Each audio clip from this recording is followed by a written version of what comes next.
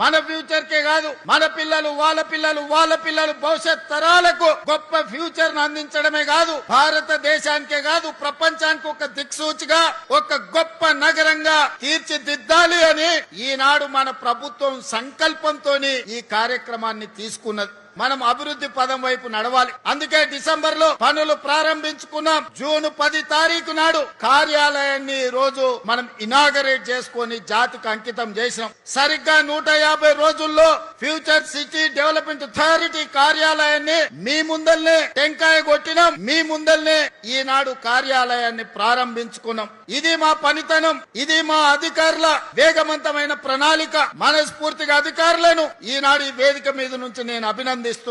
ఈ ఉత్సాహంతో ఈ నగరాన్ని 2034 $1 ట్రిలియన్ ఎకానమీకి ఈ భారత్ ఫ్యూచర్ సిటీ వేదిక కావాలి. 2034 వరకు ప్రపంచంలో టోక్యోతో, అమెరికాలో ఉండే న్యూయార్క్ తోని, సింగపూర్ తో పోటీ పడే నగరంగా రాబోయే 8 ఏళ్లలో సంపూర్ణంగా నిర్మించుకోవాలి. దానికి అవసరమైన ప్రణాళికలు సిద్ధం చేసుకోవాలని చెప్పి మా అధికారులకు ఆదేశాలు ఇస్తున్నా.